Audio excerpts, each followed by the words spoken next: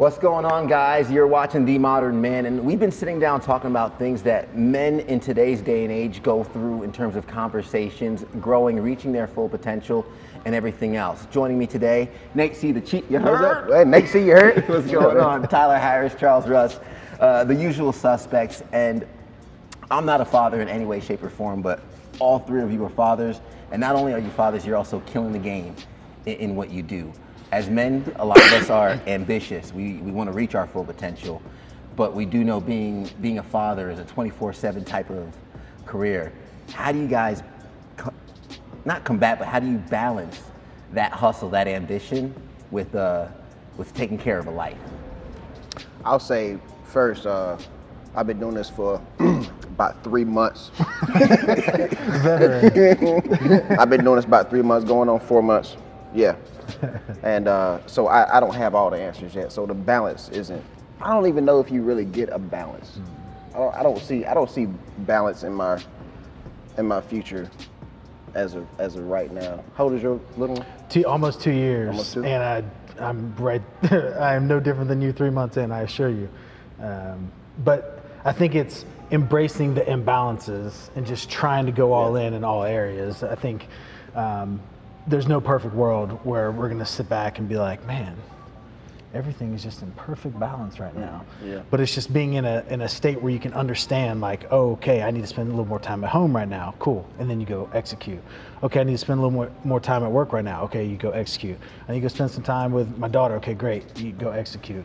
And just being aware of the imbalances. Like, I think that's the big thing, is because, like, when things do get out of whack, being able to understand, like, oh crap, like, I'm a little out of balance right now, and if I don't put some effort over here and balance this scale, then things are going to go bad at some point here in the near future. So it's being more aware of the imbalances, I think. Yes, that's 100% it. And as they get older and they develop personalities, like I'm sure, like my kids are 15, and they're twins. So for a while, it's the same person, but they're 100% not the same person. So I'm sure your daughter is starting to develop that personality. So the first thing I have to understand is my kids aren't me, and that's not a bad thing. They're them, and you have to nurture that and make that the best thing it is. I mean, we all played sports. This is just an example. We all play sports. What if you have a son, he comes home and is like, Dad, I don't want to play sports. I want to be in the band, and that's all I want to do. That should not, but it should Go be to your room. Yeah, exactly. Get out of this house. But that's not it. It's nurturing that. You know, even the differences I have with my kids, and I used to just grind on them about, you got to do this. This is the way you do life. That's not it. You know, you let them determine their path, because there's a million paths to success and happiness, which is its own conversation. What is success and happiness in life?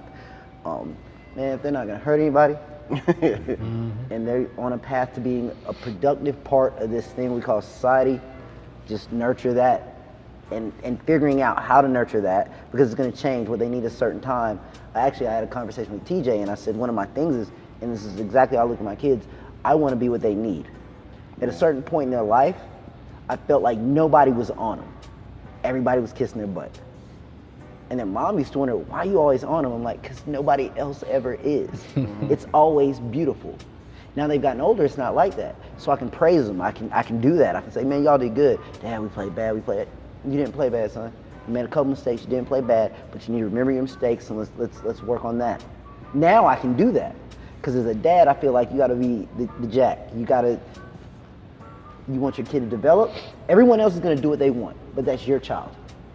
You see what everyone else does, and you know this is missing, that's gotta be you. Well, yeah, you setting them up for the real world, man, because everything isn't, butterflies and rainbows, man. You know, you gotta, it's cool when they're young to always praise them, and everything's cute and everything like that. But once they get, especially teenage, man, middle school, you got to start like, look, you about to start seeing some things. There's gonna be a lot of changes in the way you think. There's gonna be changes in your friends, and you gotta, and especially getting into high school, they're ninth grade. I'm going to 10th grade. Going now. to 10th grade? Wow. See, you know, after a while, they want to get a job. Pay for them Nikes, boy. Y'all out of kid sizes. I can't kick it no more.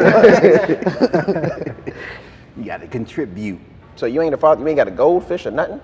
Nope. You ain't got no pets, Nate. You ain't got a pet. Like Nate, at least you had a dog before. So Yeah, I'm sitting here taking mental notes. But 3 months, 2, and 15. What's story time? What's the craziest thing your child's done so far that kind of just like floored you? I'll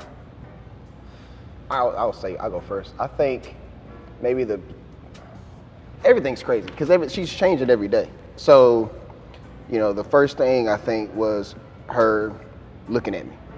You know, actually, because when babies are born, they can't really see right. And so when she got to where she could lock in on us, I'm like, oh man. I looked at her like a real person, like, oh, you can see me, I can see you, you know. And then, you know, the whole thing about her, like the first smile she had, and you know, the first time she like halfway rolled over, and you know, just everything's crazy for me right now. Like every day something different happens. So made a person. Yeah. And I'm like right in that phase where she's really becoming like an actual human being. Yeah. like a personality, like an attitude, like all these different things. And one of the things that this is the first thing that popped in my head that just drives me crazy. Like I'll try, like she'll be like kind of pitching a fit, upset about something. We'll be like at a store, at a parking lot or something. And I'll like pick her up, and she does this thing where she just like goes limp. Like her whole body just like, it's like it loses all skeletal. It just is just like, like goes completely limp. And I'm trying to hold like a wet noodle, and it gets me so freaking angry. I'm like, stop doing that. Oh, it makes me so. You embarrass me. I'm just like, what are you doing? She's just like literally just like hanging off my arm, and it just drives me crazy. But I think she knows it drives me crazy now too. So I need to get a little bit of better poker face. Oh man, see, having the older kids, I get to go to the dark place. It's not a dark place, and I think you two may have heard the story before, and it's still a funny story. It's not bad. I say all the time, I'm blessed, not good. Oh, I need some wood to have good kids. So we're playing travel basketball or a tournament. I forgot where we're at, but we're too far away to go home between games, you know. So we're going to a restaurant to waste some time. They're in the car, and the age of the internet, things are different. One thing I did realize early, and this is literally a lesson to anybody: if your kids are old enough to have access to the internet, and you shouldn't anyway, but never lie to your children, even if you think what it's like. West Point, we call it equivocation. You tell a little lie just so you don't. It's like you go to someone's house and you eat, and it's horrible. When they say, "How do you like it?" you say it's good. Delicious. Yeah, it's equivocation. Yeah. Don't equivocate with your kids because they will find out because they're gonna look. I mean, we didn't have internet. We didn't really have, you know, I think we're all in the same range where we kind of had internet, but it wasn't like it is now. No. They can find out whatever, and sometimes they're just asking to see if you're gonna tell them the truth. I'm gonna caveat with that. So we're in the car, we're riding, and we're having a great weekend. I think that we're balling, you know, they're playing good. We're in the car, we're listening to music, we're dancing. I'm taking my little Instagram videos. One of them says, "Dad, what's up, son? What does gangbang mean?" Oh my God.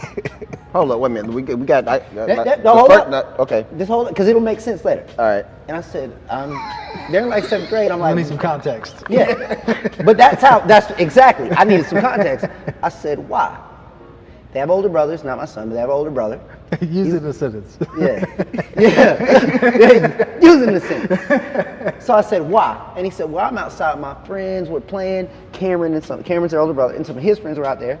And I pointed my fingers at my friend, like, bang, bang, bang. I'm gang banging on you. Like I'm a gang banger. Got it. And all the older kids started dying laughing. I mean, these kids, so if my boys are 11, 12, these kids are 16, 17, you know, and they're dying laughing. And they don't know why, and they're like, what's it mean? He's like, yeah, don't say that, don't say that. So, but still, like I said, there's the internet. So you know what they did. I know what they did as soon as this moment happened. They were like, does it mean when a whole bunch of guys are with... Yeah. I was like, you know what I said? Yep. You're laughing, but what else was I gonna say? I'm glad he said it so I didn't have to say it. Yeah, true. But that was like the craziest moment, and then I realized that the internet has literally taken over, They'll go to somebody. Even you think you can put parental lock on everything? No, you can't lock everything. They're gonna find out. But that honesty, it bred honesty later. They're honest with me, and people say no, they're doing stuff and you don't know, maybe, but they've been pretty honest with me thus far. Yeah. I have no reason to believe they're not. I've heard conversations between them and their friends, and they're not the ones recommending we run over here to this crazy party. Like, nah, man, I'm not going over there. I've heard, but that was just that first sentence, the same reaction y'all had, and I'm in the car, one's here, and I think it was one in the back. Damn, what does gangbang mean? Because he meant it like I'm a gang banger. Yeah. Like I'm a crip and I'm gang banging. Yeah. But what did y'all think when he first said it? I thought that first, and I was like, ooh. You know what I mean? I'm like, oh, you know what I'm saying? That probably would have been my same reaction if I were in your shoes. Yeah. Why? You tell me why, and then we'll tailor this conversation. And see, I'm glad we talked, because I wouldn't even done that. I'd be like, sit down, sit back, shut up. don't ask your mama nothing. Never heard of her. Yeah. I don't know her. Who is that? Would you guys say, because like a lot of men, they're very career driven, right? And they want to be successful in what they're doing. Would you say having a child increases the hustle, slows the hustle, changes the hustle? What does that do to kind of what your goals were before fatherhood to now that you're a father? How are your goals altered? I think it definitely changes things, and I think, at least for me, I think everybody goes through seasons, and so I've had seasons over the last 2 years of having my daughter where I've been extremely career focused and used it as an excuse, is like I've got to focus on the career even harder because now I've got a daughter. And then there's been seasons and months in those 2 years where I've been super focused at home because I've got a daughter. And it's finding the balance between those two, but it just sets a different perspective, I think. It just puts it really flips your perspective on everything. It's not just about you, it's about your family now and what's best for them. And to me, that's been a huge motivator. It's been a huge motivator in order to succeed in business, knowing that you've got a lot more at stake now. But I think there's two sides to it. Yeah. It definitely doesn't decrease. It doesn't decrease the hustle. Definitely changes it. I'm right there with you, man. Like, back before I was even married, I was DJing like 5 nights a week. I don't do that anymore. But, am I more successful in how I conduct business? Yes, I am. And so, and now that I have a kid, it definitely I have to refocus. Like, all right, what do I need to put my time more to as far as work goes to make sure that I have enough time at home? So, I can say, I got a kid now. Now I need to go back to DJing 5-6 nights a week. No, that's not where I'm at. I want to make sure that I'm getting the most out of work, and that will allow me to get the most time at home. So, I can't really say, what I do different. I just know that when opportunities come to me, I'm always weighing my options. Like, is this going to allow me to still spend time, still have date nights, still spend, all the time I can with my kid. And, this is kind of how I have to make my decisions nowadays. So it definitely changes the hustle. Hustle does not decrease at all whatsoever. If anything increases, it's definitely like the motivation. It's a redefinition, man. We all, I would say, it redefines the hustle. I think all of us are kind of on that self-improvement path, trying to do better. But one thing that we talk about a lot is capacity. If you have, you have your cup of water at any given moment in your life, whatever, and you can pour it into whatever cups you want to. You just created a new cup. Yep. So you have to pour some into that cup, which means A, you're either going to lose something time-wise, resource-wise in another cup, or you learn to become more efficient and things take on different levels of importance.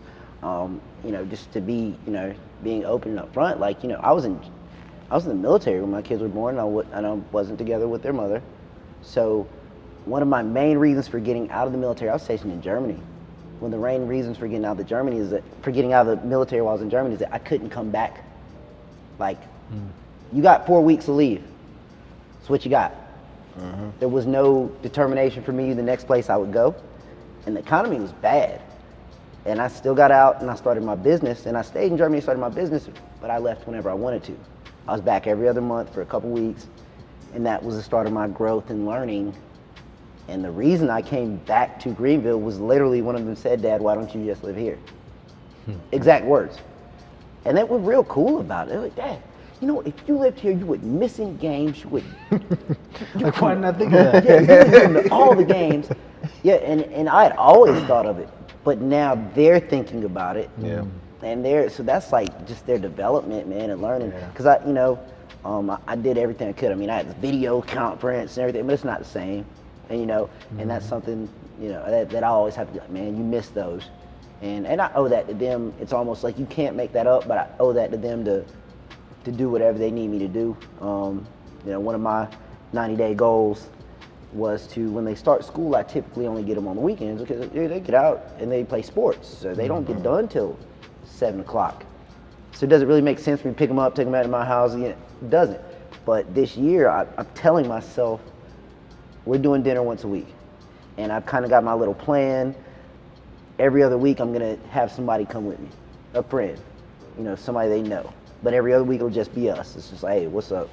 What are we doing at school? What's going on? So it just redefines your hustle, man. Your priorities change, and that's okay. We're allowed you can shift tomorrow if you want to. That's totally okay, and that's what it did for me, because I even changed from the time they were born. I can tell you the person I was before they were born was not the person I was the day after they were born. Immediately, knowing that I did this and I owe it to them. It monetarily, emotionally, I owe them that, and that just took over importance. Yeah.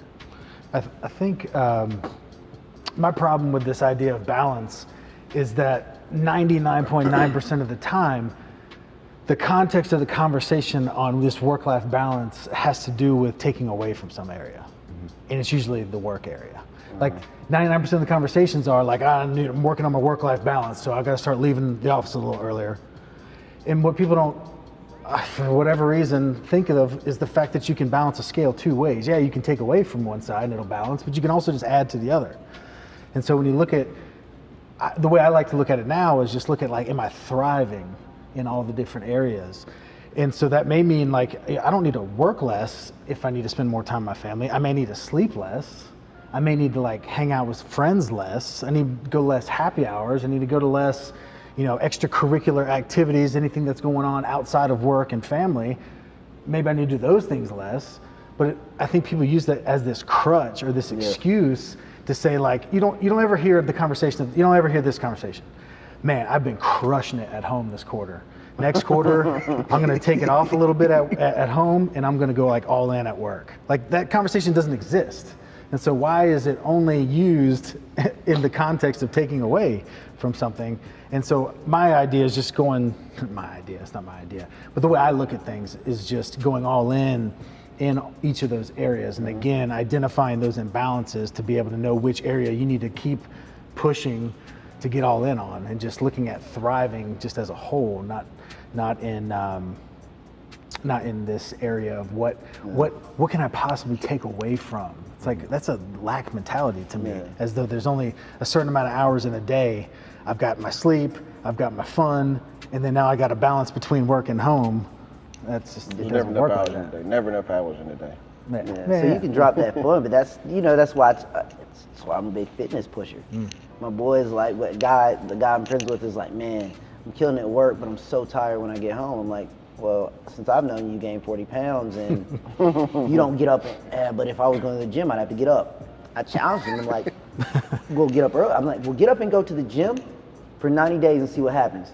He drops 25 pounds. Now when he gets home from work, not only he's more, you know the game. Oh, yeah. You're more productive at work. And now when you get home, you're not tired because you got a 2-year-old, she's like, I'm ready to go. Let's get some things. Lego time. Now, you know what? You get home, you pull that tie down, you're like, it's Lego time. Instead of being like, I gotta rest, I gotta snap. It's literally, man, there's a way. Like you said, it's like a 4, 5, 6, depending on how you break your life up. There's a scale with all these different places. You can balance it. Like, yeah, forget sleep, man. If my kids want to do something, We always make time for the things that are important to you. Yeah. And I think that that's a harsh reality that a lot of people don't really keep themselves in check with. Yeah. It's like if I'm not spending the time there, then I have chosen that that's not an important area of my life, and that's a hard pill to swallow based on some people's actions, what they're really actually doing on a day-to-day basis. Well, we all talk about our hustle and fatherhood, but let's give it up to like the real MVPs, because you have a partner in crime here in terms of when you're out hustling and you're away from the home. Typically the mom's watching over the kids and whatnot. Something you brought a real good point to before, Nate, when you mentioned still spending time with my daughter, and you also mentioned still able to do date nights. How important is it to kind of give your teammate that praise for helping you do what it is you do when you're away from the home? Man, it's one of the most important things in my life, in my whole situation. Like, and on top of all that, we're blessed to have parents, our parents, who can give us a couple hours to, say, hey, watch the kid. Here the baby, we're gonna go, we're gonna go get something to eat. We're gonna go, I'm gonna sit at the house. You know what I'm saying? But no, we try to do date night every week, and like that's how we started. Before the kid thing, and that we made that a staple. We need to make time for ourselves, and on top of all that, like now that we have a kid, she deserves it, man. It's just, it's. If I didn't genuinely just want to go and date her, like she deserves it because of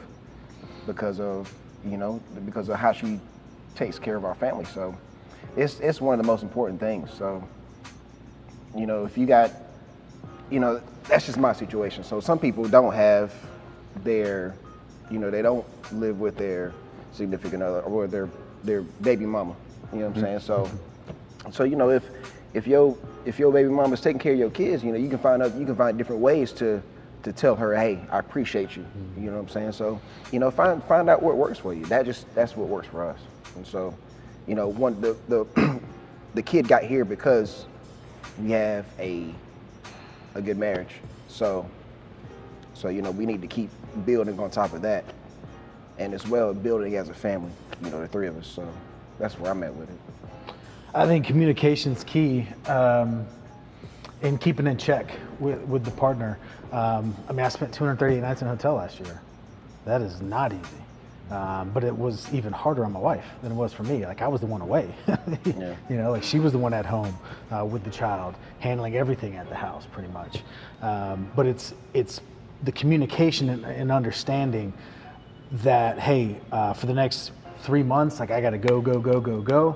But here's what's going to happen in 3 months. Here's what we're going to be doing in 3 months. And keeping that lane of communication open at all times for her to feel comfortable enough to be like, hey, been gone a lot lately. Like we should probably be home a little bit more. And to understand that from my perspective of saying like, oh, got it. Completely understand. And then know when to pump the brakes with traveling and keeping up with these schedules to make sure that it all keeps going around. The only way I've been able to do what I've done over the last few years is because of the fact that my wife was so strong and independent and able to handle that situation. But now she's in a position where she's starting a business. And so it adds like a whole nother level to it. And it's been extremely humbling and extremely good experience for me to see her in that environment and to understand how difficult it is. And this probably brings on a whole nother topic with gender roles in a marriage, but it's extremely difficult for her in the fact that like I leave and go to the office, or I leave to go out of town for work, and she's got a daughter and she's trying to start a business and she got nowhere to hide. There's nowhere to hide. Like the 2-year-old's running around and I'm like, hey, see you at 6. good luck working today. Yep. And there's something wrong with that. But like, I don't know the solution to it. But it's these gender roles that have been defined forever. But it's given me a tremendous amount of respect for her, seeing her do her thing, starting her business while taking care of our child. And it's given me the opportunity to step up in certain areas and help. And I'm not helping near enough, certainly. I have a lot more that I could be doing. But man, the communication and all of that, they say, yeah, the communication's key. Communication's everything. Like it's the only way it works is if you're able to actually talk about it. And if the person's able to say like, hey, things aren't working so well right now, let's look at the situation and to be open to having those conversations. That's the only way that you can stay in a productive environment, especially in a marriage. I think it's key. Thanks, kid. So, so I'm the baby daddy, baby mama guy. No, we ain't calling you no names. Yeah. We just talking. Yeah, we That's just how we talking. do it. I'll just say, okay, so I'm that guy, and it is communication still key. Yeah. You know, as much as even in a moment of disagreement between the two of you, communication is still key. So it's like, look, I'm gonna be there at 6. At 6. So please have them ready But at then 6. you better be there at 6. But honestly, I can't even put that on her. We get along. You know, we get along. For the guys in the universe that are in my role, you don't have to be friends. If you are, it's great, but you don't have to be friends. You just have to respect one another and communicate. That's literally it. And I'm looking directly in the camera because it is the biggest truth. You respect each other and communicate. I 100% respect how much she loves my children. I appreciate it, I respect it. And then you get the other part of that, like when you do decide to have a relationship with someone else, one of the big things is that my current significant other wants to spend time with my kids. She actually gets mad at me sometimes because I'm like, we're gonna do this, man time. And she's like, oh, I want time as well because she wants to be a part of that. And that's, you know, honestly something to look for if you do have kids and, you know, if they want to be involved with what your kids are doing, take your kids places, invite them everywhere, introduce them to her. I mean, she does all of that. So I'm very lucky on both ends of that spectrum. And it hasn't always been like that. Like we've disagreed at moments. I've disagreed with my children's mother, disagreed with my girl about things, but a disagreement is a form of communication. You got to put it out there, you got to talk about it, and you got to figure it out. And at the end of the day, when everyone looks in the same direction and says, well, they're the most important thing, don't make any decisions based on what you want. Make all your decisions based on what they need, which isn't always what you want. It's not. You know, you may think they should. You ain't gotta say nothing. No. You ain't gotta say nothing. No. I'm about to get deep. I'm about to go up under some sneakers or something, man. Well, yeah, that's it, man. They're right. Yeah. Talk, say it, figure it out, write it down. If you can't agree with your talking, put it on a piece of paper. Look, this worked for both of us. Done. Yeah. You know, communicate. Now, as having two 15-year-olds, have they brought girls home yet? Girlfriends? Any? Ain't no bringing girls home, Ted. Why you bring Like, Dad, this is my girlfriend type thing. Any of that? They've had girlfriends. Yeah. Nothing. You know, I mean, they just got permits, so driver's license is coming at some point. I don't know. One of them kind of iffy on that. I don't know if he's gonna be able to drive for a minute. Smart one gonna be driving soon. Yeah, y'all know who I'm talking about too. They're not there yet. They're very athletically focused. That's what they want to do. It's not a press for me. They're like football, basketball. I'm gonna play football and then I'm gonna go play basketball, and then I'm gonna play a little Fortnite and go to sleep. That's it. That's what they want to do. I haven't had that issue, but I've seen it. So when they played, especially when they played travel basketball, all the kids would want to hang out, or I'd take a couple of them. It'd be me, my boys, and another kid, or whatever. And those conversations are out there. Yeah. I mean, it's a different universe, man. It's a different universe than when we were in school. and you have to watch it. And even when you guys kids get older, 16 years from now, it's going to be immensely different. I mean, it's changing every day. Ted, if you have a kid, you're going to be at the back end. You're going to be like, man, what is going on? I'm going to call you. They got this new app where they can see out each other's eyeballs. It's going to be insane, man. You just got to watch it. But they're my son's dating a hologram. I don't know what to do. hey, but communication. She back talks to me. Yeah. I got cussed out by a hologram. Dad's like, don't talk to my son was like, don't talk to my girlfriend like that. Like, what? But communication is still communication is still key. Because if you communicate with them, at least you'll know what's going on. Yeah. And at least you'll have a shot to try to coach them. And because imagine coaching the kid. It's like my kids we're playing baseball. I can't help you in baseball. I've never played, but I can pay attention and learn from some other people, and then try to help you on what I see. That's what it's turning into, because man, it's different. Social media is different. Yeah. Like you hear these stories about, oh, this kid took a picture and now it's all over the school. We didn't have that problem. I had a beeper. I got 35 cents. Let me go make this call. That's all we had. So it's just different. It's communication. It's staying on top of things, not being intrusive, but communicating so they'll share with you and they know it's okay to share with you. I feel like that's the biggest thing. If you can establish that and maintain it. My child knows sounds silly. This is a safe place. Like I can talk to Dad. I can literally have this conversation with Dad. He's not going to judge me. He's not going to flip out. If my kids came to me and told me they were doing something that was bad, I say, well, son, you know you're in trouble. You're in trouble. You got to be in trouble for this. But let's work through it. I bring up that dating question too, because whether you're raising sons or raising daughters, I'm interested to know what qualities of a man would you want your kids to kind of like value and respect, and kind of here's the hard question: is what are you doing to show your kids the qualities? And I know you. Yeah, see, I ain't worried about that right now, Ted. I ain't worried about no man she gonna see in a year. I'll let you start, but I ain't worried about it. Which camera I'm looking to? right there. It's not happening, brother. So, it's the way I look at life now. Is what would my daughter say if she found out about this? What would my daughter say if she heard that I said this? What would my daughter say if she finds out that I did something like?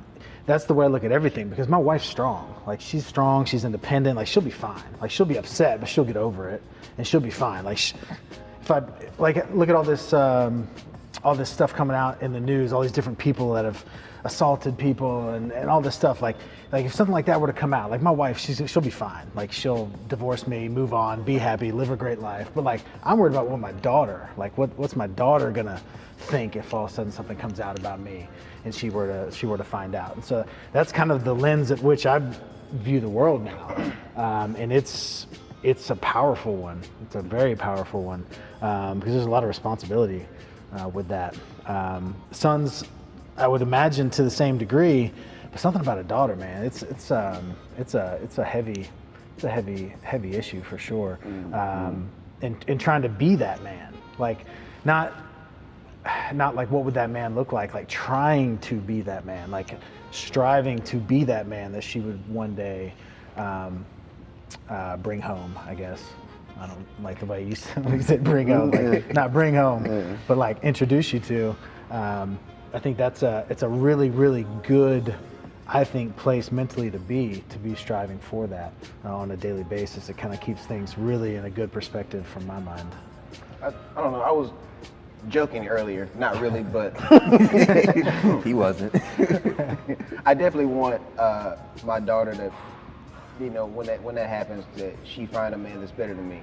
So I have to be the best man that I can be. So, I mean, in a nutshell, without going too deep into it, then that's what it is. You know what I'm saying? If and just having a kid just makes you think, okay, I got to stop doing stupid stuff. You know what I mean? Like, I'm a DJ, so, part of my life is partying, whether it be starting a party, whether it be a part of the party. that's just what it is. So I have to make sure that I party responsibly, whether it's, you know, whether I choose to partake and drink while I'm working, or whether I don't want to, you know, that's just like little changes here and there, and how I carry myself, how I talk to women, how I talk to my wife. You know what I'm saying? When she gets old enough to understand the conversations and the interactions that I'm having with other women, I want them to be positive ones that she will look at and say, okay, that's how a man needs to treat a woman. That's how I need to be treated. Mm-hmm. You know, so it's having to, you know, make sure that I whatever I do in front of her, or whatever she may, like you said, if you do it, if it's on the internet, the way things are nowadays, you know, I just have to be on top of my game all the time, and just, you know, make sure that whatever she sees is a perfect example, well, not a perfect example, but an example of somebody that she would want to date later. You know, that's why I said, you know, when we plan to keep up these, me and my wife plan to keep up these date nights. So when she gets dropped off, she knows mom and daddy gonna go on a date. You know, my daddy still opens doors for mommy and me, and I don't deserve anything less. You know, just, you know, little stuff like that. So I'm still learning. We're about 4 months in. You know, ask me in about 30 years when she's allowed to date. But it's important. You're setting the standard. Like you set the standard, and you make it to where, like, instantly that the guy in your head that you don't want, like, there's no way that guy could even enter into the conversation, because you've set the standard so high that they would never allow that type of person even. They would never even entertain that as an option, because you've set the bar so high. I think that's the goal. Yeah. How important is it to teach 2 young boys how to be men? Man, you know, they're gonna be a reflection of me, reflection of the way I treat people, reflection of the way I do things. Their mother can teach them a million things, but at the end of the day, they're men, and they're gonna emulate what they see. So I definitely, not gonna say I'm envious of you guys as having daughters, because I have a goddaughter, I have some nieces, and the worry button it's literally just a worry button, and that I think that's a natural man response, to worry about females, protect females, to think of the protection side. But setting that example, it goes both ways. The example of the man that I want them to be. Lucky for me, my girlfriend calls me out on it all the time. if I'm not setting that example, she'll be like, well, you know, your boys see this, your boys see that, you do this, you do that. She calls me out on it, and she's right. You know, I need to be the person I want them to be, and that's an example all the way around. We're talking about dating, but I'm talking about even the person I want to be like. I make sure they spend time with my grandmother. Mm-hmm. And I don't think, I would say 3 years ago, they weren't too into it. Now they're like, hey, we're going to see Granny. They understand. This person isn't going to be there. You need to talk to this person. You need to know this person. You need to understand this person later. So I think I don't want to limit that thought process to just dating. Even the hustle I put in for the work front, I want them to see that. Yeah. And I think that applies to, as like you said, with the changing dynamics of the household, that applies to young ladies as well. You want them to see that, like, hey man, I'm out here working for it. I'm working for it for several reasons, because I want to provide for you, because I want you to be better than me. I want you to have better than what I had. You know, I want to step up on what was provided to me. I want to step up on that. So it's an all-around just example. And when you lock that in your head, when you wake up in the morning, you said, I'm the example. I'm the example, and I got to be that example in all aspects of life for this person that I created. It'll change that mindset. It'll keep you locked in and make sure you are setting that example. So wrapping it up, for everybody watching, men, maybe some mothers, some wives, some fathers, some like me, not a father yet. You gotta get you a goldfish, man. Like a puppy or something. A hamster. So you want a little dog? I mean, I had a rock once. I'll let you babysit my dog. Like a little practice. But man, because I babysit Nate's dog. Yeah. He took care of the dog for. It's your turn. Yeah, I'll babysit. I'm sorry. We're talking about I'll babysit. But like, what tips warnings, advice could you give to somebody either in the midst of fatherhood, not quite there yet, thinking about it, or already knee deep in it? Man, communication and be the best you can be. I ain't gonna warn you about nothing because stuff's gonna happen. And stuff's gonna happen. You can try your best to be ready for every single thing, and something will still happen. So communication with your partner, be the best you can be, and that's about it. Oh, and if you're waiting on having enough money before you have a kid, you ain't gonna never have a kid. Just go ahead. If you're trying to have kids, go ahead and have one, and then the money will come as long as you still hustling, staying on top of your stuff. But if you say, well, I'm gonna wait till we pay our house halfway off, and then I'm gonna wait till about 20,000 in the bank, it ain't gonna happen. You ain't gonna never have that money. So something's gonna happen to your house. You gonna have to get it fixed. Have a kid, man. That's the way the universe works.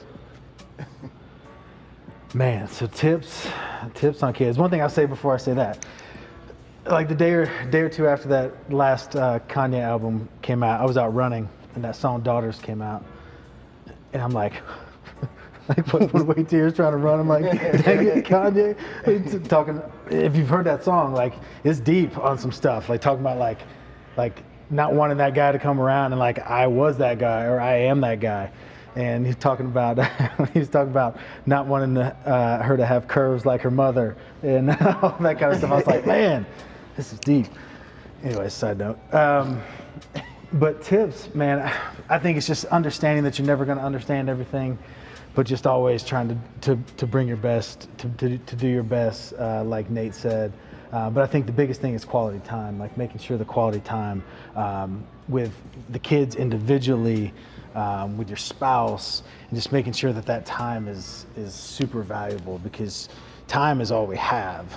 Time is our most valuable resource, and I can even think back to just these short 2 years to the time that I missed being away so much, and now just trying to create those memories now that she's like, becoming an actual human being with thoughts and memories, trying to create as many moments as I can.